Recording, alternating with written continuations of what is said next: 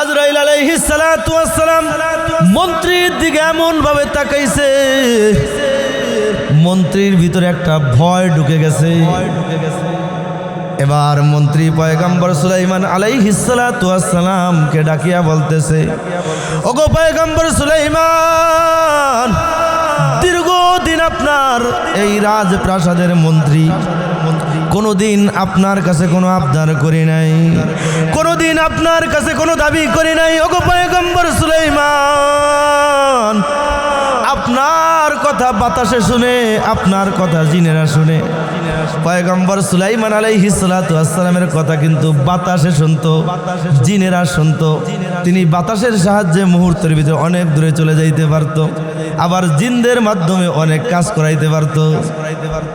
পয়গম্বর সুলাইমান আলাইহিস সালাতু ওয়াস সালামকে বলতেছেন, আমার একটা আবদার আপনার কাছে, আপনার জীবনের শেষ চাওয়া হইল আপনি বাতাসের সাহায্যে আমাকে হিন্দুস্তানে দিয়ে আসবেন।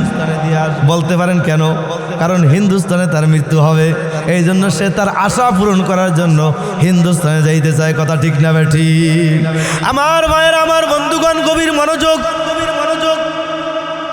পয়গম্বর সুলাইমান আলাইহিস সালাতু ওয়াস সালাম বলেন, ব্যাপার কি? আপনি হিন্দুস্তানে যাইতে চান কেন? আপনার মন্ত্রী সবাই কিছুক্ষণ আগে এক বৃদ্ধ লোক আসছে, আমার দিকে এমন ভাবে তাকাইছে, আমাকে মনে হয় ধরে ফেলবে।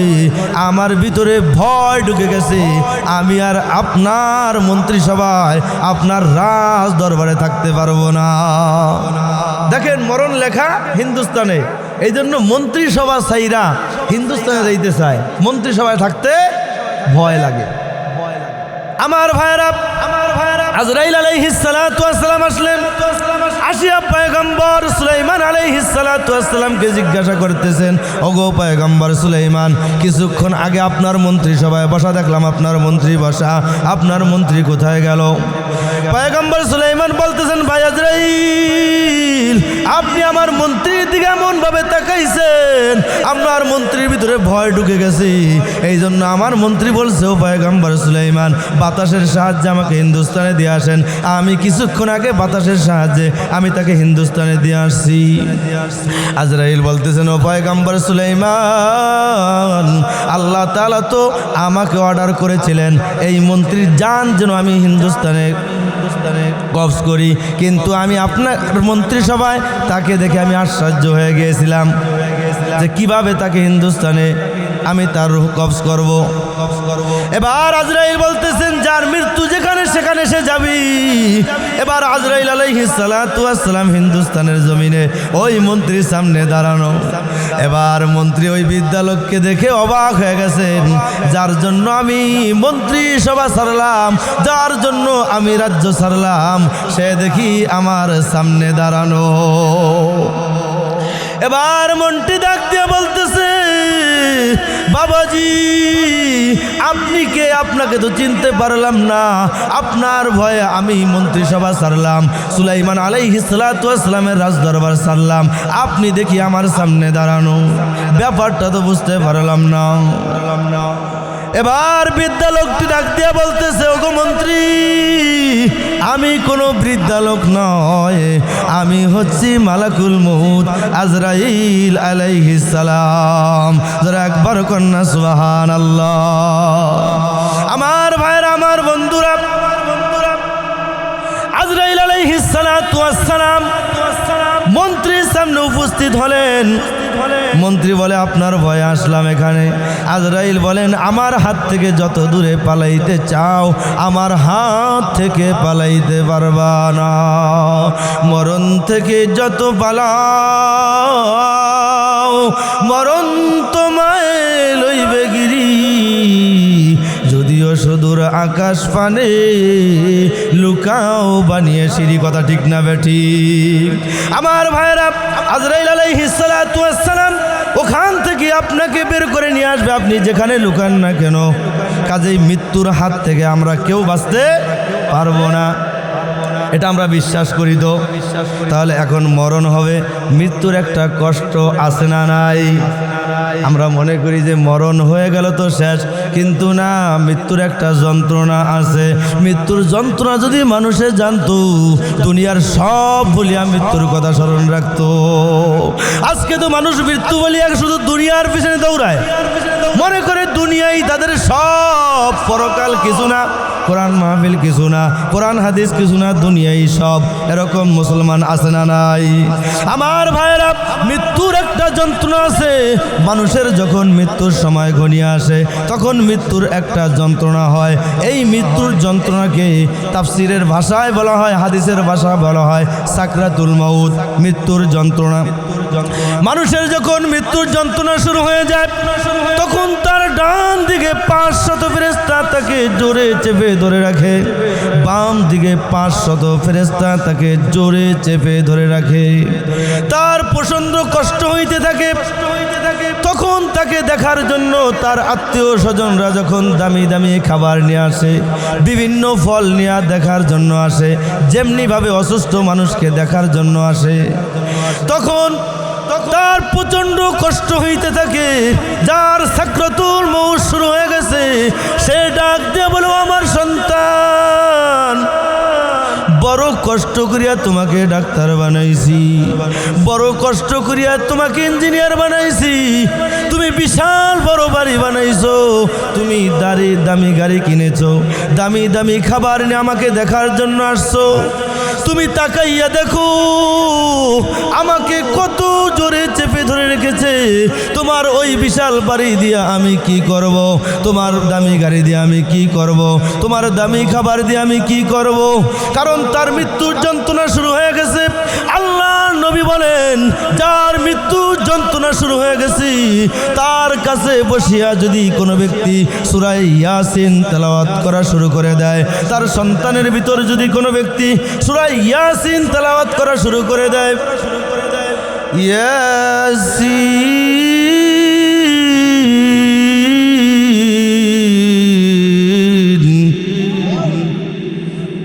ওয়াল কুরআনিল হাকীম,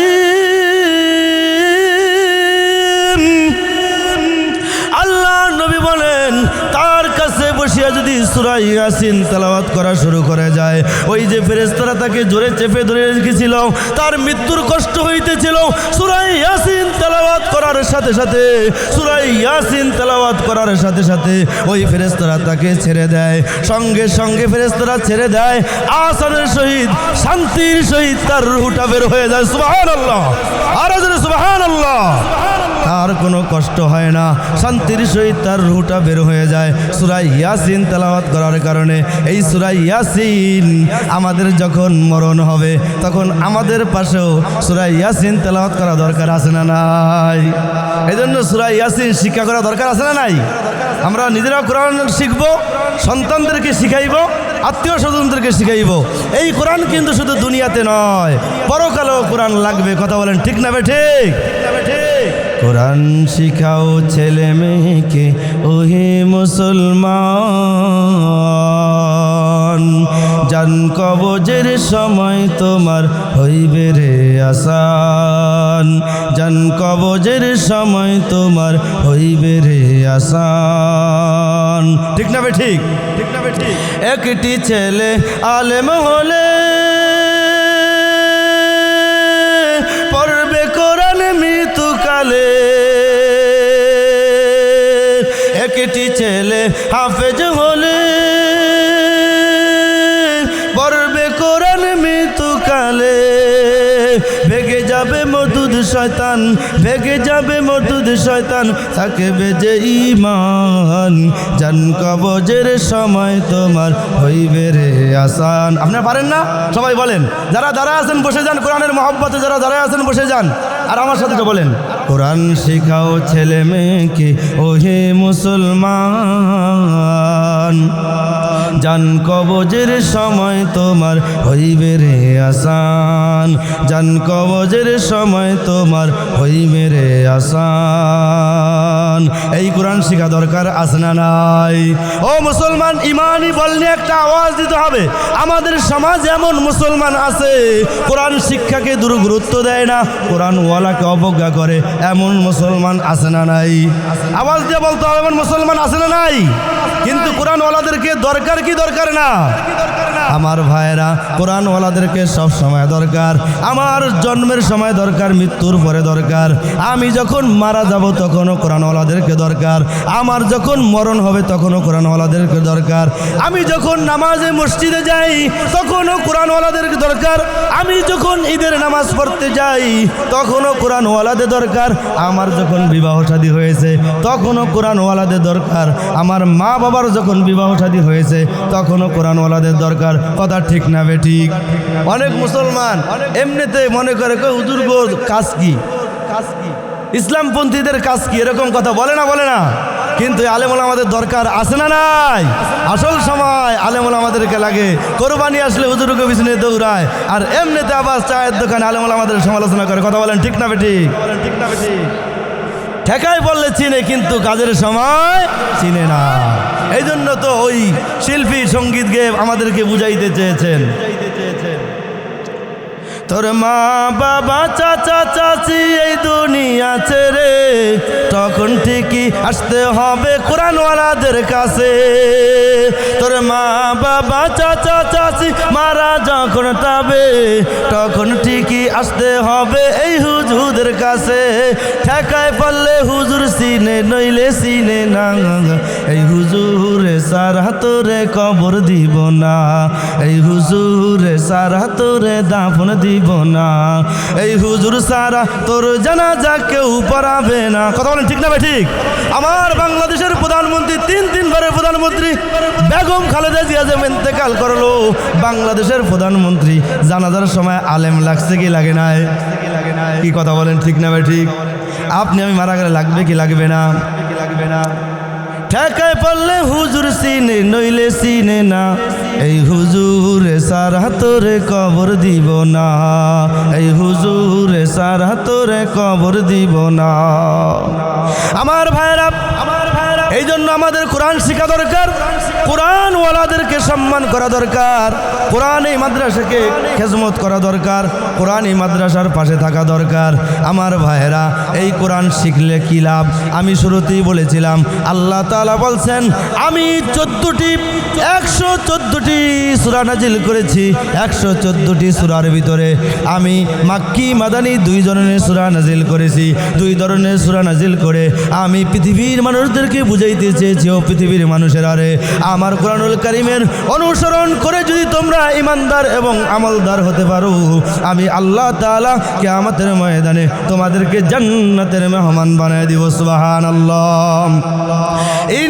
ইন্নাল্লাযীনা আমানু ওয়া আমিলুস সালিহাতি কানাত লাহুম জান্নাতুল ফিরদাউসি নুজুলা। আল্লাহ তাআলা বলেন, আমার কোরআনুল কারীম অনুসরণ করে যে তোমরা ঈমানদার এবং আমলদার হতে পারো, আমি আল্লাহ তাআলা কিয়ামতের ময়দানে আমি আল্লাহ তাআলা তোমাদেরকে জান্নাতের মেহমান বানায় দিব। আমার ভাইরা, কোরআনুল কারীমের যেই সূরাটা আমি আপনার সামনে তেলাওয়াত করেছি, সূরা ইয়াসিন, এটা মক্কায় অবতীর্ণ হয়েছে। এই সূরাটা এমন মুহূর্তে অবতীর্ণ হয়েছে যেই মুহূর্তে মুসলমানদের দুর্দশা, মুসলমানদের উপর নির্যাতন, লাঞ্ছনা, অপমান আল্লাহ তাআলা এমন মুহূর্তে সূরা ইয়াসিন মক্কায় নাজিল করছেন। কখন নাজিল করছেন? আল্লাহর নবীর আপন চাচা বলতেছে, ও মুহাম্মদ, তুমি যে আল্লাহর পক্ষ থেকে নবী, এটা আমরা স্বীকার করি না। জোরে কর না নাউজুবিল্লাহ। নিজের চাচা বলে, মুহাম্মদ তুমি যে আল্লাহর নবীটা আমরা স্বীকার করি না। বলেন, দূরের মানুষ কষ্ট দিলে এটা সওয়া যায়, কিন্তু কাছের মানুষ কষ্ট দিলে সওয়া যায় না। কথা বলেন ঠিক না বে ঠিক? আমার ভাইরা, আমার বন্ধুরা, আল্লাহর নবীর মন খারাপ, তার কাছের লোকেরা বলতেছে, মুহাম্মদ, আল্লাহ যদি নবী কইরা বানাইতো, কোনো ফেরেশতাদেরকে বানাইতো, তোমাকে নবী কইরা বানাই সেটা বিশ্বাস করি না। আল্লাহর নবীর মন খারাপ। আল্লাহর নবীকে সান্ত্বনা দেওয়ার জন্য আল্লাহ তাআলা সূরা ইয়াসিন নাজিল করে দিয়েছেন। সুবহানাল্লাহ। আল্লাহ তাআলা বলেন, হাবিব আপনি মন খারাপ করবেন না। হাবিব, পৃথিবীর মানুষ যদি আপনাকে নবী হিসাবে না মানে, আমি আল্লাহ তাআলা আপনাকে এই সার্টিফিকেট দিলাম, আপনি আমার পক্ষ থেকে রাসূল। সুবহানাল্লাহ। আল্লাহ তাআলা বলেন, ইয়াসিন ওয়াল কুরআনিল হাকীম। আল্লাহ বলতেছেন, এই বিজ্ঞানময় কোরআনের শপথ। আমরা কোনো কথার গুরুত্ব বোঝানোর জন্য শপথ খাই। আল্লাহ তাআলা কোরআনের শপথ খাইলেন কেন? কথাটার গুরুত্ব বোঝানোর জন্য। আল্লাহ বলেন, এই বিজ্ঞানময় কোরআনের শপথ আমি শপথ করে বলতেছি, ইন্নাকা লামিনাল মুরসালিন। হাবিব, মক্কার কাফেররা কেন, আপনার চাচা কেন, আবু জাহেল কেন, পৃথিবীর কোনো মানুষ যদি আপনাকে নবী হিসাবে না মানে, আপনি নবীর কোনো অসুবিধা নাই। আমি নবী আপনাকে সার্টিফিকেট দিলাম, ইন্নাকা লামিনাল মুরসালিন, নিশ্চয়ই আপনি প্রেরিত রাসূল। সুবহানাল্লাহ।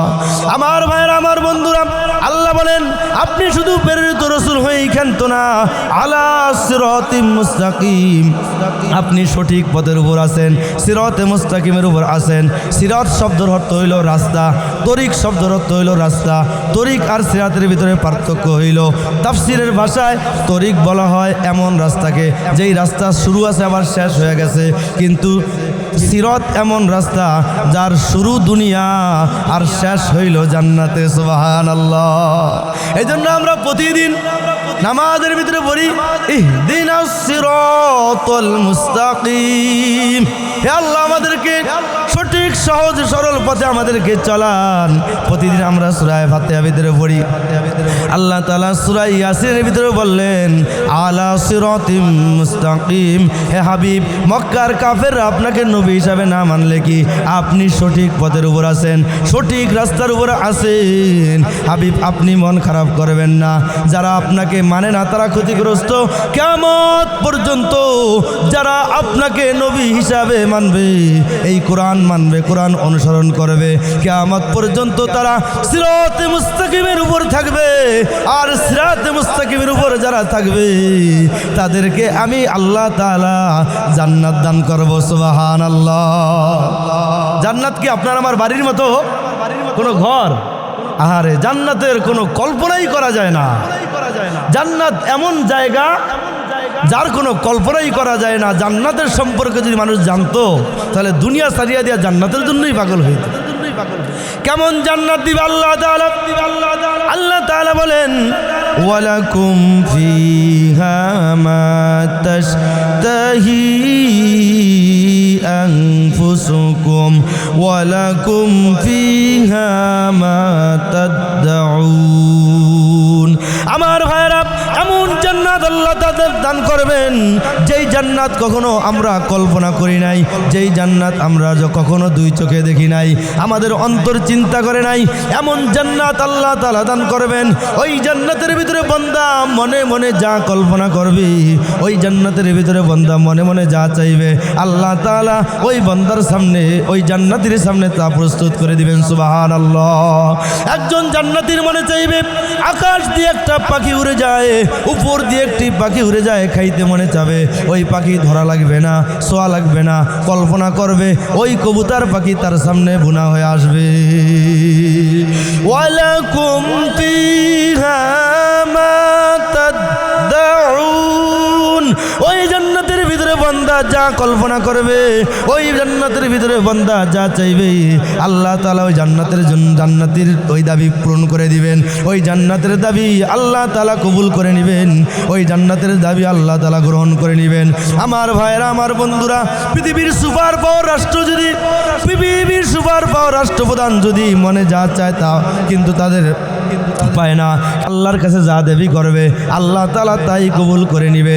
আল্লাহ বলেন ওয়ালাকুম ফিহা মা তাদাউন, ওই জান্নাতের ভিতরে বান্দা আমার কাছে যা চাইবে আমি বান্দার ওই দাবি পূরণ করে নিব। সুবহানাল্লাহ।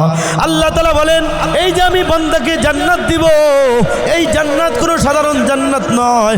আমার বান্দা বড় কষ্ট করিয়া কোরআন শিখছে, আমার বান্দা বড় কষ্ট করিয়া শীতের রাত্রে ঠান্ডা পানি দিয়া উজু করিয়া ফজরের নামাজ জামাতের সহিত আদায় করছে। আরে কত মানুষ টিটকারি করছে, তারপরেও মানুষকে টিটকারি উপেক্ষা করে আমার হাবিবের সুন্নত দাঁড়িয়ে রেখেছে, কত কষ্ট করে ইসলামের সাথে লেগে রয়েছে। এই বান্দার জন্য সাধারণ কোনো জান্নাত নয়, এই বান্দার জন্য সাধারণ কোনো জান্নাত নয়। এই বান্দাকে আমি এমন জান্নাত দান করব, এই জান্নাত হইল নুজুলাম মিন গফুরির রহিম। আল্লাহু আকবার। আল্লাহ তাআলা বলতেছেন এই জান্নাত হইল আমি আল্লাহ তাআলার পক্ষ থেকে মেহমানদারি, আমি আল্লাহ রব্বুল আলামিনের পক্ষ থেকে মেহমানদারি। যারা কোরআন শিখবে এবং কোরআন শিখাইবে, ঈমান আনবে, আমল করবে, আল্লাহ বলেন কিয়ামতের ময়দানে আমি যে আল্লাহ তাআলা তাদেরকে জান্নাত দিব, ওই জান্নাতটা হইল আমি আল্লাহ তাআলার পক্ষ থেকে মেহমানদারি। সুবহানাল্লাহ। আমরা কি সে আল্লাহর মেহমান হইতে রাজি আছি? আমরা কি সে আল্লাহ তাআলার জান্নাতে যাইতে রাজি আছি? ইনশাআল্লাহ। আমরা আল্লাহ তাআলা যদি জান্নাতে যাইতে চাই তাহলে আমাদের ঈমান আনতে হবে এবং আমল করতে হবে। ঈমান আনতে হবে এবং কি করতে হবে? আমল করতে হবে। আমার ভাইয়েরা, আমার বন্ধুরা, আল্লাহ তাআলা পবিত্র কোরআনুল কারীমের ভিতরে আপনাকে আমাকে বলেছেন, ও পৃথিবীর মানুষেরা রে, আমার হাবিব তোমাদের উপর যেই কোরআন নিয়ে আসছে, আমার হাবিব তোমাদের উপর যেই কোরআন নিয়ে আসছে, এই কোরআনের ভিতরে আমি বলেছি তোমরা আমার জন্য নাজাতের কারণ হবে। আমার ভাইরা, আমার বন্ধুরা, কবর এমন ঘর যেই ঘরের ভিতরে কোনো বাতি নাই, বিছানা নাই, আলো নাই, কিন্তু কোরআন, এজন্য আমরা সন্তানদেরকে কোরআন শিখাইব, নিজেরাও কোরআন শিখব, কোরআনী মাদ্রাসার সাথে সম্পর্ক রাখবো। আমরা যারা কোরআন তেলাওয়াত করতে পারি নিয়মিত আল্লাহ তাআলার সেই কোরআন তেলাওয়াত করব। আল্লাহর নবী, বিশ্ব নবী রহমাতুল লিল আলামিন বলেন, আল্লাহ তাআলার কোনো বান্দা যদি এশারের নামাজের পরে নিয়মিত সূরা মুলক তেলাওয়াত করে, এই সূরা মুলকের আরেকটা নাম হইল সূরাতুজ জিরার। এই সূরা মুলক এমন ফজিলতপূর্ণ সূরা, যখন এই তেলাওয়াতকারীকে কবরের ভিতরে রাখা হবে, যখন তাকে কবরে আযাব দিতে চাইবে, কবরের আযাব দিতে যখন চাইবে, এই সূরা মুলক তার জন্য একটা দেওয়াল হয়ে যাবে, একটা বাধা হয়ে যাবে। মাথার দিক দিয়ে যখন আসবে তখন সূরা মুলক মাথার দিক দিয়ে একটা দেওয়াল হয়ে যাবে, পায়ের দিক দিয়ে যখন আসবে পায়ের দিক দিয়ে একটা দেওয়াল হয়ে যাবে, ডান দিক দিয়ে যখন আসবে ডান দিক দিয়ে একটা দেওয়াল হয়ে যাবে, বাম দিক দিয়ে যখন আসবে বাম দিক দিয়ে একটা দেওয়াল হয়ে যাবে। আর এই সূরা মুলক যারা করবে, ঝগড়া করবে আর বলবে আমি সূরা মুলক, এই ব্যক্তি সূরা মুলকে তেলাওয়াত করেছে। বিশ্বনবী রহমাতুল লিল আলামিন বলেছেন সূরা মুলক যে ব্যক্তি তেলাওয়াত করবে তার কবরে আযাব হবে না। এই ব্যক্তিকে যদি কবরে আযাব দেওয়া হয় তাহলে আমাকে যেন কোরআন থেকে মুছে ফেলা দেওয়া হয়। আল্লাহ তাআলা কখনো তার কোরআন থেকে সূরা মুলককে মুছে দিবে না, আর এই সূরা তেলাওয়াতকারীকে আল্লাহ তাআলা কখনো আযাব দিবে না। সুবহানাল্লাহ। এইজন্য আমাদের আখিরাতে বাঁচার জন্য, কবরে বাঁচার জন্য আমাদের দরকার কি? কোরআন। এইজন্য কোরআন আমার সাথী, কোরআন আমার বাতি, কোরআন আমার মরণ, কোরআন আমার জীবন। আমাদের জীবনে প্রত্যেকটা ক্ষেত্রে ক্ষেত্রে আমরা কোরআনকে সাথী বানাইব। আমরা রাজি আছি ইনশাআল্লাহ? নারে তাকবীর, নারে তাকবীর, আল কোরআনের আলো, নারে তাকবীর। আল্লাহ তাআলা আমাদের সকল মুসলমান ভাইকে এই কোরআনের সাথে সম্পর্ক করে, এই কোরআনকে আমাদের জীবনে ধারণ করে, সর্ব অবস্থায় কোরআনকে আমাদের জীবনে ধারণ করে কোরআনের উপর চলার তৌফিক দান করুক, কোরআনের পথে চলার তৌফিক দান করুক।